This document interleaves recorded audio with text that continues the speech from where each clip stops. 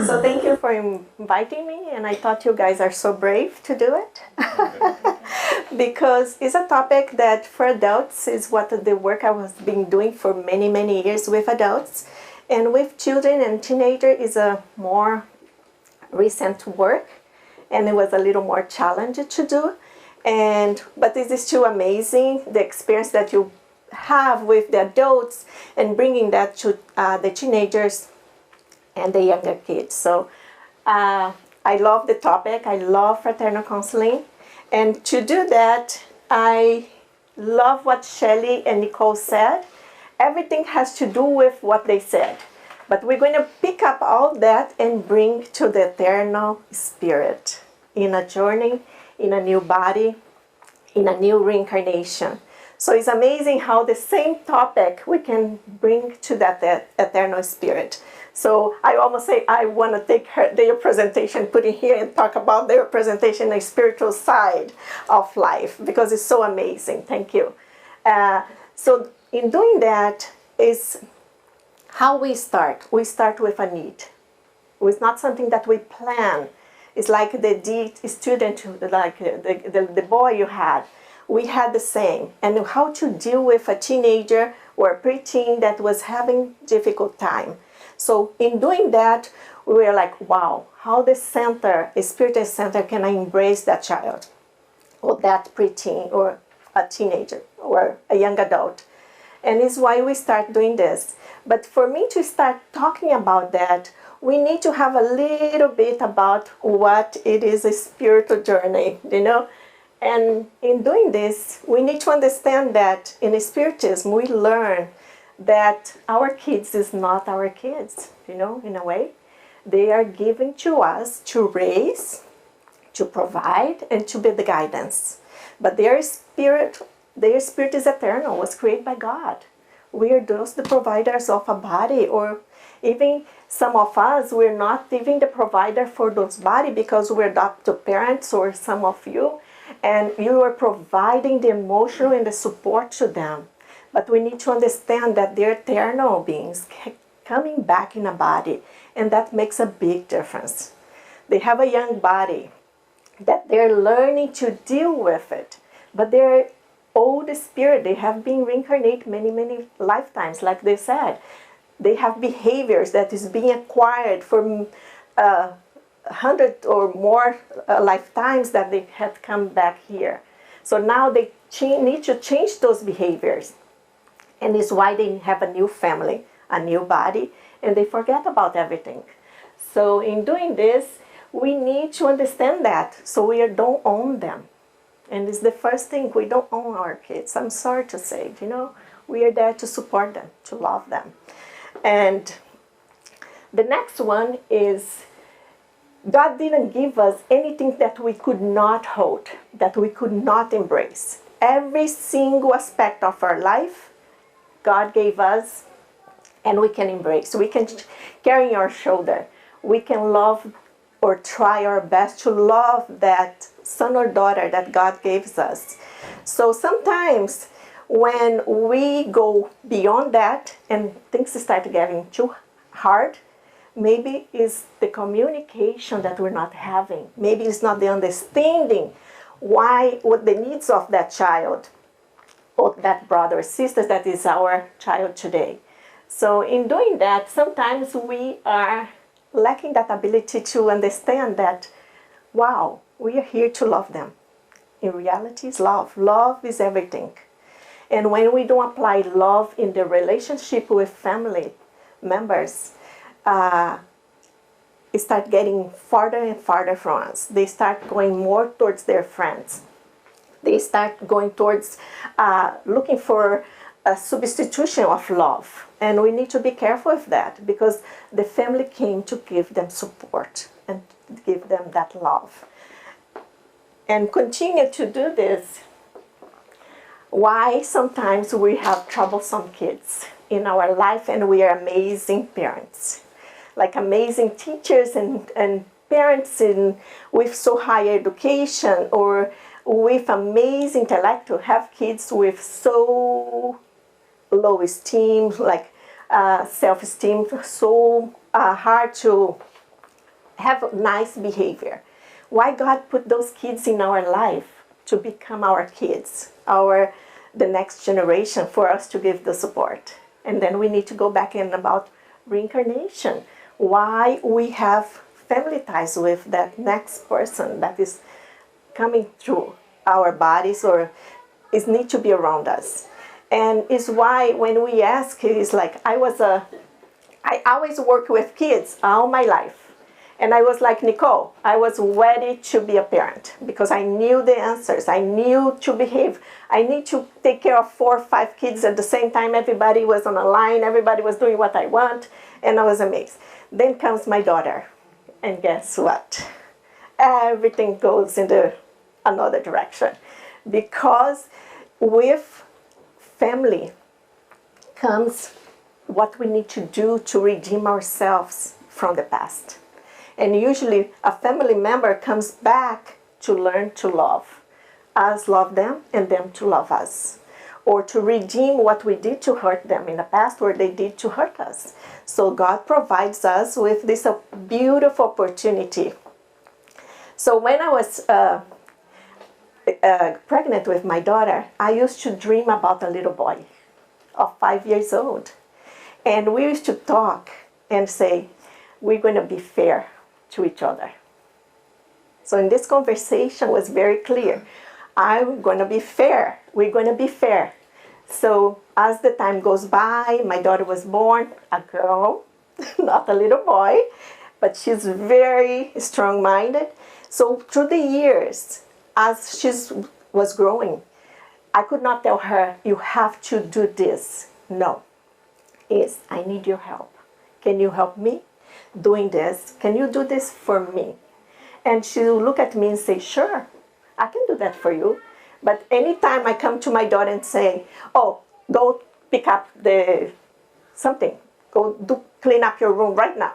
Doesn't work in my house, I'm sorry. My daughter, we have to be fair. We have to have a conversation and say why she needs to clean her room, why she needs to do help in some things around the house. So she was my teacher for so many things. So coming back to the center, the spiritual center, where we learn that everything has a reason, that we are in this web, like a spider web of connection, of the spiritual connection. It is so beautiful. Oh my God. Sometimes I feel like, wow, so many beautiful lessons. If we are paying attention, if we are seeing our children, even they behave, everything they have, they're telling us is a story. And because we're connected emotionally to past lives, with them, it is hard for us to be neutral and just see them as a brother or sister coming back to restart a journey. So we need to be very careful with that, because it's amazing how can we make so much damage to them when we don't see them as a being, like an eternal spirit coming back. When you see them, they flourish, they bloom, they're so amazing. Like we have this boy in our group, I'm going to call him John. And John, one day, is one of the reasons we start having the counseling for teenagers also. One day, John was playing at the center. He loves to paint. And he was painting paper, everything that was there. And suddenly, these kids start coming to the center. And 2 little girls run through the door and went right to his table and took over. All the paper, all the things he was doing, the little girls sit there and start doing the same thing. And he just stepped back and let it go. Let them take over. Didn't say anything. Half an hour later, he had a big breakdown. Nobody understood why he was having a breakdown inside the center. He was a well-behaved. Of course, he had a little hard times. The same you talk about your boy. And nobody knew what was going on. And everybody was, oh my God, what's going on with him? And then it's like, okay, something happened. Let's look for the answer is there. What happened to him? Nobody knew how to do. So we had to go back and start talking to everybody that was there with him since the beginning. So when I start talking to everybody, everybody gave one information and you put the puzzle together. And the puzzle together was for him, because he got so upset when the girls took over without asking him permission. That was his project. And none of the adults in the room saw that the girls came in and took over to help ask, like, please ask him if you can play with whatever he was doing. No, nobody was paying attention. Nobody saw that as a negative thing, but he felt invaded his space and they took over. And he was the big boy, so he could not say anything because the girls were smaller. So he just let it go. But half an hour later, he could not stand that anymore, and he reacted. So when we went back and talked to everybody, we figured out that was because other kids came over and took over his project without even asking him if they could be part of it. So it was like help us to understand. Sometimes we assume that it's going to be okay if another kid come and take over your project. Oh, you're a big boy, you have to understand that they just want to play with you. No, we need to understand that we also was our thing, was our project. So if anybody else want to come, they have to ask, can I play with you? Can I use your tools? Because we're in a society that we're learning to not take over, not just invade everybody else's space. So in a way, why we don't pay sometimes attention to how when we let other kids invade some kids' space without paying attention to.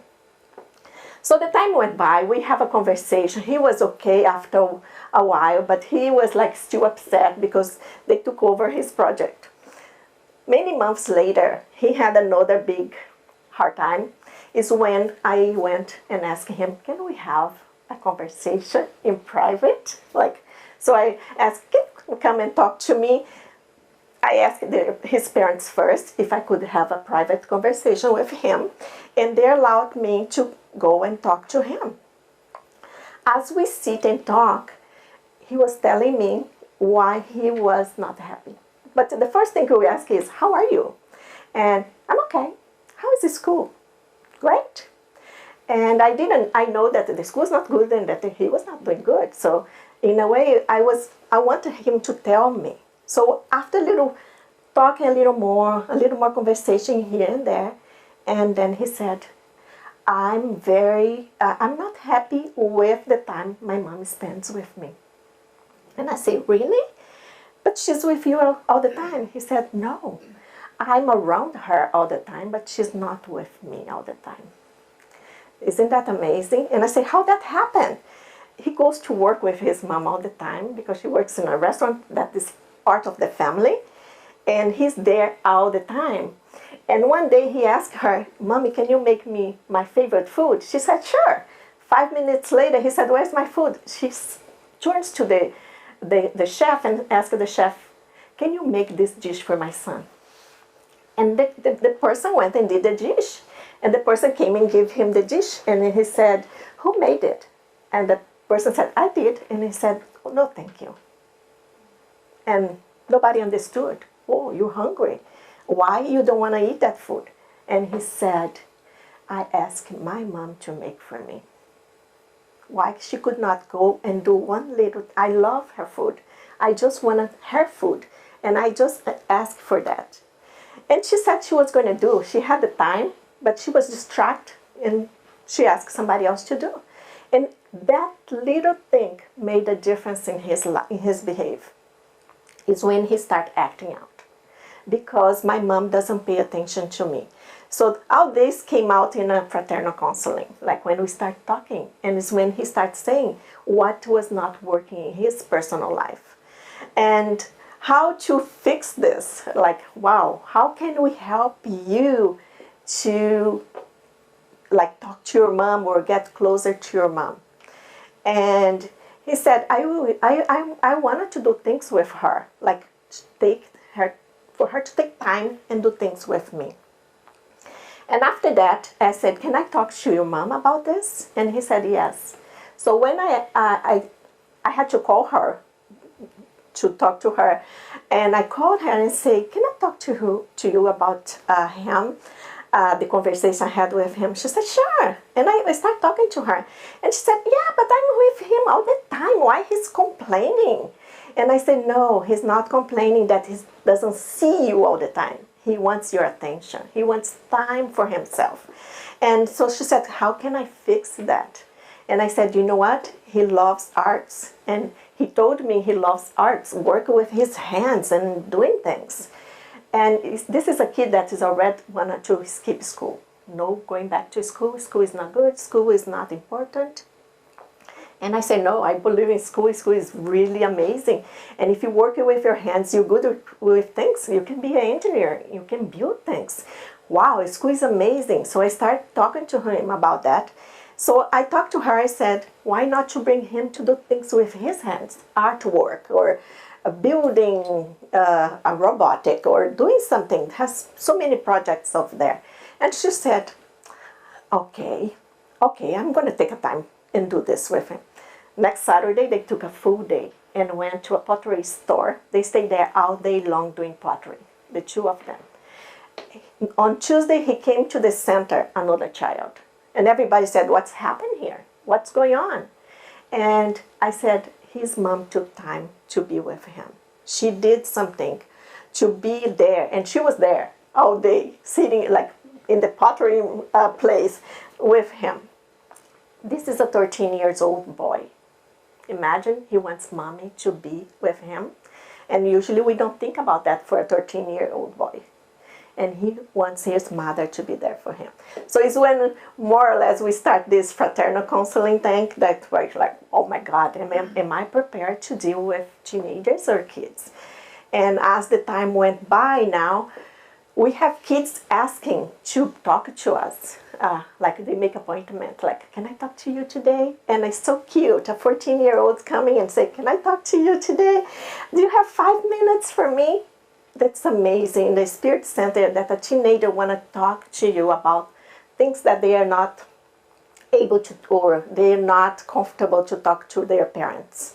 And sometimes it's something so simple, very simple, that the parents are not seeing, or the parents is not paying attention. So in a way, we need to understand that they are in our life for a reason, and we need to be there for them.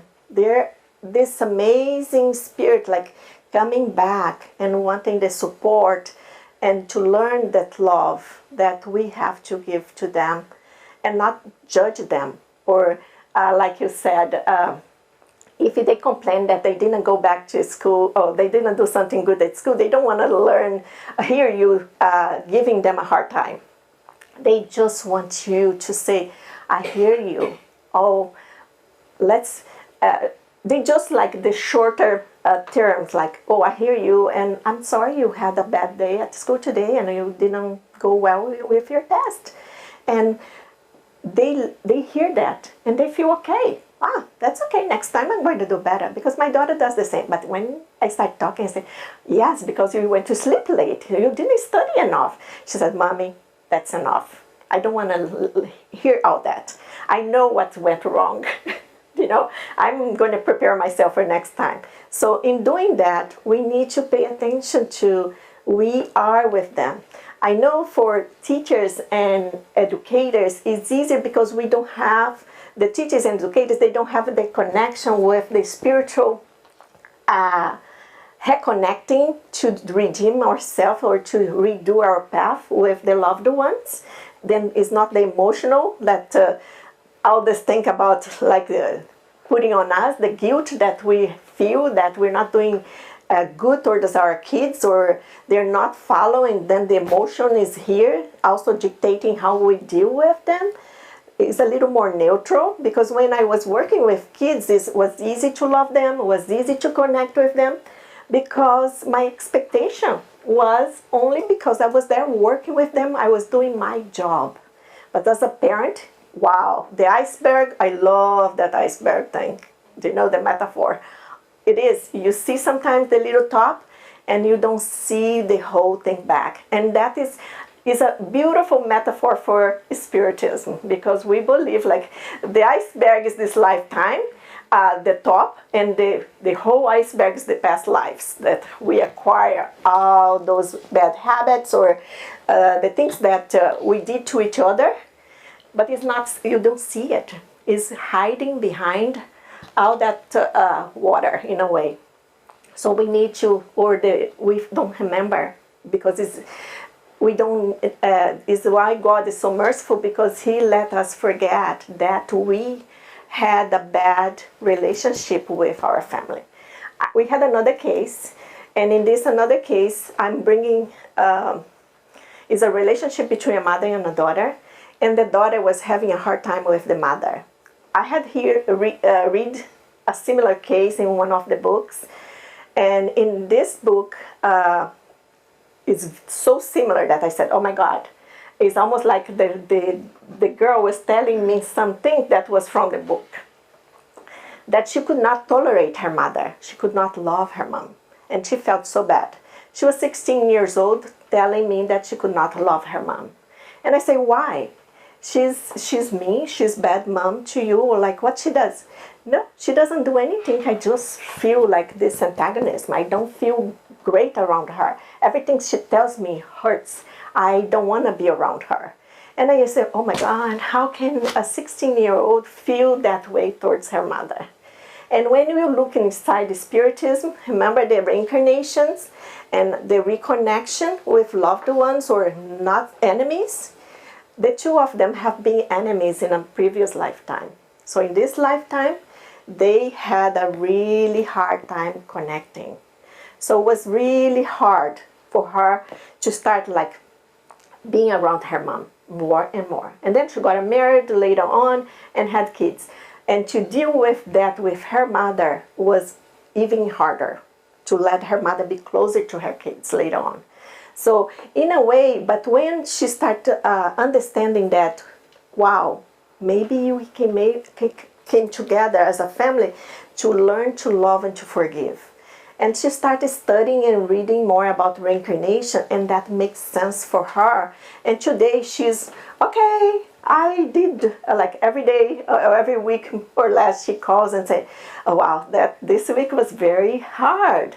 Even now that she's a young adult, she still go through that phase with her mother. But she said each week is different. So she tries to eat one day at a time, and she's doing much better. Now they have a relationship because she understood that, you know what? I just need to love my mother. And another thing that a lot of the people comes to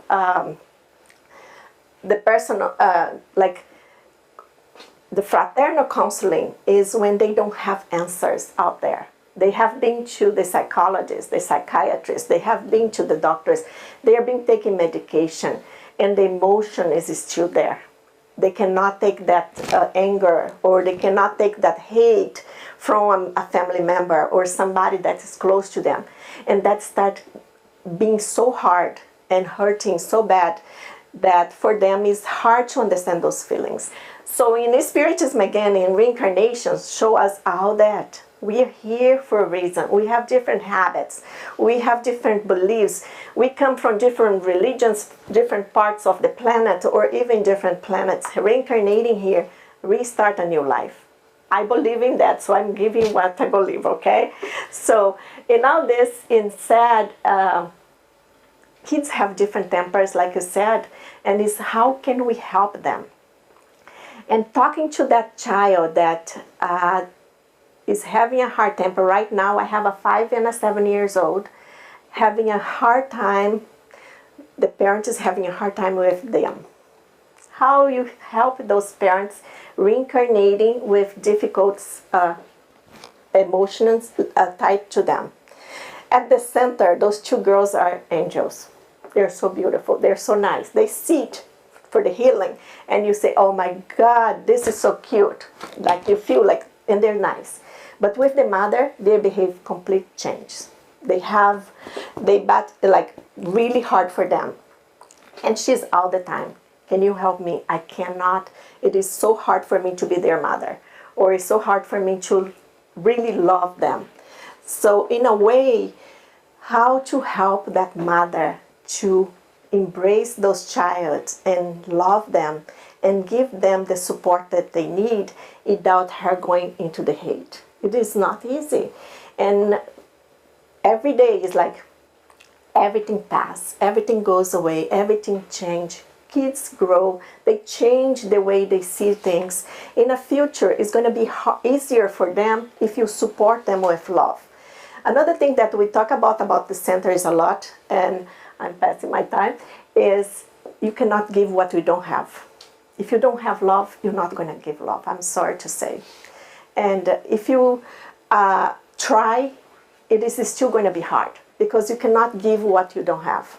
Because if you try to give what you don't have, later on it's going to catch up with you and it's going to be devastated. So what we work with her is every day working is like one day of a time. Let's learn to deal with today. Let's learn to deal with tomorrow. And with the kids, it's the same thing. Your mom is doing her best. Your mom is trying her best to love you, to give you what she knows. So why not we can embrace your mom too? Why cannot you give your mom a hug? Can you give your mom a kiss? Can you say thank you? Can you say all those things also to your mom to help her so you can get together? So I know sometimes it's so hard, but when you're talking about reincarnating in the same family, it is a dynamic that's so hard. Only people that lives that dynamic knows the difference and how to love those kids that in the previous lifetime was your enemies. And I have a case right now, and it's like every day is like she calls and they say, no, let's pray together. Just to finalize, one of the books is Our Kids Are Spirits from I love that book because that book teaches us to talk to our children when they're sleeping. You know, after your kids go to sleep, you have a conversation, mental conversation with them of everything that you wanted to talk to them during the day. Can be with your husband's wife, don't worry, it can be with anybody. And we've been put that in practice the last 10 years, and it's amazing work. When you have that projection of a conversation with your child when they go to sleep, next morning, next week, they start behaving different. They start having a better behavior. And it is amazing how that happened. And some people say, oh, really? That works? Try it, and it's going to work. Trust me. I've been doing this for many years, and people give feedbacks and they say, I don't know what happened. I start doing what you said. Something's changed. I didn't believe in the beginning and change because in the Spiritism, what happens when the body sleeps? The body sleeps, but the spirit is awake. So when you have a conversation with that spirit is listen. During the day, he has a body, he's hyper, he's angry, he has other things to do.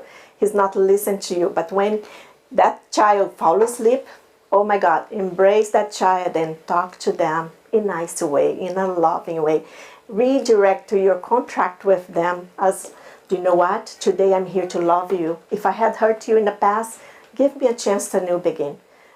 Talk to that spirit. And it's amazing. Sorry, I had 10 more slides, but I passed my time. So I love to talk about this. This is a topic that is in my heart, and I didn't bring everything. I just want to bring a last one. Not this one.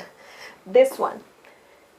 Believe it or not, the spiritual knowledge that we are spirits, the connection with God, the teachings of God, it is amazing for our children. Trust me, it is for me today with my daughter. Even she says she doesn't believe in religion, but she's believing in a creator. And she goes outside in a night that is the sky, like the stars are out there. And she said, Mommy, comes and see this creation. And I said, oh, really? You believe in the creator, in the creation? She said, yes, this is amazing. Look at this amazing night. This is amazing. I said, yeah, but you don't believe in God. Yeah, but I believe in the creator. Okay, that's good. That's good for me, you know. And practicing good and having compassion towards others is for me is having that connection with the spiritual side. So taking your kids, talking to your kids about God or a creator, the name you wanted to use, the religion you wanted to take your kids, it is important for their future. Even when they're teenage and they say, I don't care, I don't want to hear, I don't want to know, later on they come back. And it's amazing because the seed is planted there. Sorry, thank you for your patience, and I wish I have more to tell you. Thank you very much. You